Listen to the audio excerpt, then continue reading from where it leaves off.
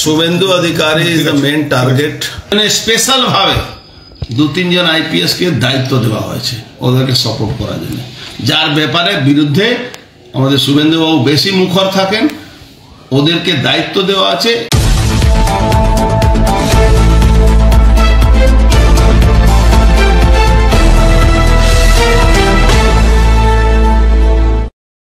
আজও আপনি আশঙ্কা প্রকাশ করছিলেন যে ব্যাপারটা হতে পারে, মানে খুন হতে পারে শুভেন্দু অধিকারী এবং আপনি। দেখুন, আমি যা কথা বলি সব তথ্যের উপরে থাকে। আমি ওই রাজনীতি করার জন্য কোনো কথা বলি না। আমি যে যে কথা বলেছি সেই কথা প্রমাণ হয়েছে। 10 দিন পরে হয়েছে, 5 দিন পরে হয়েছে, 20 দিন পরে হয়েছে।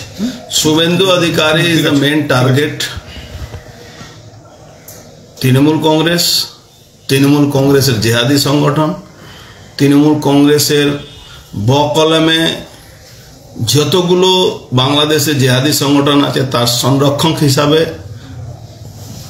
বাংলার মুখ্যমন্ত্রী তাদেরকে সেফ প্যাসেজ দেওয়ার জন্যে সব কথাটা আমি যা বলি সব সত্যের উপরে আধারিত হয়, সত্যের উপরে বেশ করে কথা বলি। বাংলাকে সেফ প্যাসেজ করে দিয়েছেন মমতা ব্যানার্জি। আজকে টেরোরিস্ট দেখুন, কাশ্মীর থেকে এসে কাশ্মীর পুলিশ এসে টেরোরিস্টকে ধরে নিয়েছে। এরকম কথা না কি বাংলার পুলিশ একদম অক্ষম না, কিন্তু বাংলা পুলিশকে অক্ষম বানিয়ে দেওয়া হচ্ছে।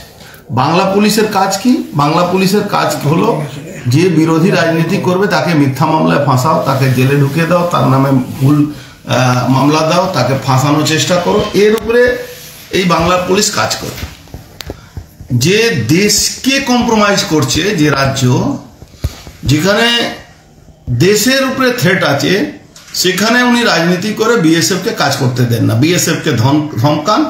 আরেকটা শকুনি মামুন আছে কুণাল ঘোষ, সে বসে বসে বলে প্রত্যেক ব্যাপারে বিএসএফ আছে, বিএসএফ আছে, বিএসএফ আছে। আরে ভাই, বিএসএফকে তোমরা কাজ করতে দিচ্ছ কোথা? 920 কিলোমিটার এখনো ফাঁকা রাস্তা আছে, যেখান থেকে তোমার জেহাদি সংগঠনের সৈকত মোল্লা থেকে নিয়ে, তোমার এনামুল থেকে নিয়ে, বারিক বিশ্বাস থেকে নিয়ে, নাসির থেকে নিয়ে, আনসারুল্লাহর যতগুলো জঙ্গি সংগঠন আছে তাদের আধিপত্য আছে। কংগ্রেসের একজন নেতা অধীর চৌধুরী, নাম করা নেতা, ভদ্রলোক, তিনিও স্বীকার করছেন কি বাংলার এক্সটেন্ডেড কিছু জেলা বাংলাদেশে চলে যাবে। আজকে ওনাকেও স্বীকার করতে হচ্ছে। তো আজকে পশ্চিমবাংলা পরিস্থিতি যে আছে, যে জায়গা চলে গেছে, শুভেন্দু অধিকারী সব থেকে বড় থ্রেট আছে, এর মধ্যে কোনো সন্দেহ নেই। আর এই থ্রেটটা কোনো ভুল ব্যাখ্যার উপরে থ্রেট নেই। এটা সেন্ট্রাল এজেন্সি থেকে নিয়ে রাজ্য এজেন্সিকে বলেছে, কিন্তু আমি বলবো সেন্ট্রাল এজেন্সিকে কি আপনারা প্রোটেকশনের ব্যবস্থা করুন। রাজ্য এজেন্সি মারিয়ে দেওয়ার চক্রান্ত বারবার করছে। শুধু ওই গুলি দিয়ে মারিয়ে দেও না, আইডি ব্লাস্ট করাতে পারে, গাড়ি থেকে অ্যাক্সিডেন্ট করাতে পারে। কারা? সেন্ট্রাল রাজ্য এজেন্সি। আপনি বলেছেন খুন হতে পারে, এটা রাজ্যের এজেন্সি ব্যাপার বলছি আমি। রাজ্য এজেন্সি ছাড়া এই ধরনের লোকের খুন হয় না। হ্যাঁ হ্যাঁ হ্যাঁ। শুভেন্দু অধিকারীর যেভাবে প্রোটেকশন নিয়ে থাকেন, যেভাবে তাকে সেন্ট্রাল গভর্নমেন্ট প্রোটেকশন দিয়েছে, যেভাবে জননেতা আছেন, তাকে মারার জন্যে উইদাউট এজেন্সি সাপোর্টে কোনোদিন কোনো জঙ্গি সংগঠন তার উপরে অ্যাটাক করতে পারবে না। এবার আপনি বলবেন উনি সেন্ট্রাল এজেন্সি প্রোটেকশনে থাকেন। সেন্ট্রাল এজেন্সি প্রোটেকশনে থাকেন, কিন্তু সেন্ট্রাল এজেন্সি উনি যেভাবে Z+ সিকিউরিটি আছে ওনার, উনি যে রাস্তায় যাচ্ছেন, হঠাৎ একটা বড় গাড়িতে আইডি নিয়ে ঢুকে গেল, ব্লাস্ট করে দিল, সেন্ট্রাল এজেন্সি কি করবে? তাহলে কি হয়, স্টেট এজেন্সি যেটা করে ওই রাস্তাগুলোকে যেখান থেকে ওনার মুভমেন্ট আছে আগে থেকে তারা ফরকাস্ট করে, কেন যে তারা আগে থেকে জানে এই ফরকাস্ট করার পরে আইডি ব্লাস্ট হতে পারে, স্প্রে ফেলে মেরে দেওয়া, কোনো পাবলিক প্রোগ্রামে আছেন উনি, স্প্রে ফেলে দেওয়া যেতে পারে। আপনার কেমিক্যাল স্প্রে থাকে তো দুনিয়ার নানা রকম, যেটা আগেও আমি বলেছিলাম। তারপরে আরো একটা আমার ভয় আছে, এখন দুনিয়ার নতুন পোর্টাল হয়েছে, যারা ওই পোর্টাল সেজে বা ফলস বুম বানিয়ে তারা কিন্তু উনার কাছে পৌঁছে গিয়ে উনার উপরে অ্যাটাক করতে পারে। এইটা ব্যাপকভাবে কিন্তু হতে পারে, এটাকে আমি আপনাকে বলছি। আশঙ্কা করছেন? আশঙ্কা না, দৃঢ় বিশ্বাস আছে। একদম সেন্ট্রাল এজেন্সিকে, স্টেট এজেন্সির উপরে ভরসা করা দরকার নেই। উনার প্রোটেকশন বাড়ানো দরকার আছে, উনার পার্সোনাল প্রোটেকশন বাড়ানো দরকার আছে, উনার যেখানে যেখানে মুভমেন্ট আছে সেই জায়গা প্রোটেকশন বাড়ানো দরকার আছে।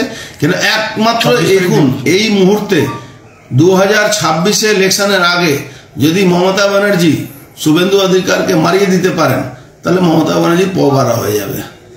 আর মমতা ব্যানার্জি নিজের শত্রুকে নাশ করার জন্য সমস্ত রকম জিহাদি সংগঠন থেকে উনি হাত মিলিয়ে নিয়েছেন, এটা প্রমাণ আছে। গুলশন কলোনি চলে যান, কলকাতার মধ্যে গুলশন কলোনি যেভাবে ডেভেলপ হয়েছে আপনি আইডিয়া করতে পারবেন না। রেলের সব জায়গা জিহাদিরা দখল করে ওখানে করছে। যে যখনই আরপিএফ খালি করাতে যায়, স্টেট পুলিশ তার স্টেট এজেন্সি তার এগেনস্টে মামলা করে দেয়। এই ধরনের একটা মরুদ্যান করে দেওয়া হচ্ছে পশ্চিমবাংলাকে। 3 জঙ্গি ঘুরে বেড়াচ্ছে এখন এই শুভেন্দু। 3 জঙ্গি না দাদা, 300 জঙ্গি ঘুরে বেড়াচ্ছে। আপনি কোথায় আছেন? 3 জঙ্গির কোনো কথা না।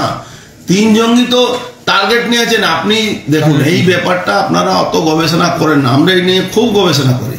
এটা 3 লেয়ার সিস্টেমে অ্যাটাক হয়। একটা সিস্টেম বিভ্রান্ত করবে, একটা সিস্টেম পুলিশকে আটকাবে, স্টেট এজেন্সিকে আটকাবে, রাজ্য সেন্ট্রাল এজেন্সিকে আটকাবে, আর একটা সেকশন ওই অ্যাটাক করে। এই 3 লেয়ার সিস্টেমে কাজ হয়।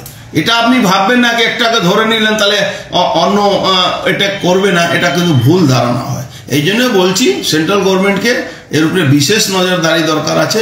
আর ইমিডিয়েট আপনি আমরা তো 50 কিলোমিটার এরিয়াটাকে আমরা দিয়েছি বিএসএফকে, সেন্ট্রাল ফোর্সকে। ইমিডিয়েট একটা কার্যকর করা দরকার হলে ওই সব এলাকাটাকে একদম মানে কি বলা যায়, সেন্সার সিকিউরিটি, হাই সিকিউরিটি না না না, বর্ডার এলাকাটাকে, বর্ডার ডিস্ট্রিক্টগুলোকে, বিহার হোক বাংলা হোক, ইউনিয়ন টেরিটরির মধ্যে নিয়ে যাওয়া দরকার আছে। নালে বাংলা কিন্তু বাঁচতে পারবে না, বাংলা কোনো মানুষ বাঁচতে পারবে না। শুভেন্দু অধিকারী তো ধরুন একটা নেতা আছেন, তার জন্য তাকে খুন করা হবে। এখানে বাংলা, বাঙালি, হিন্দু 1946 সালে কালকাটা কিলিং এর ওয়েট করছি আমরা।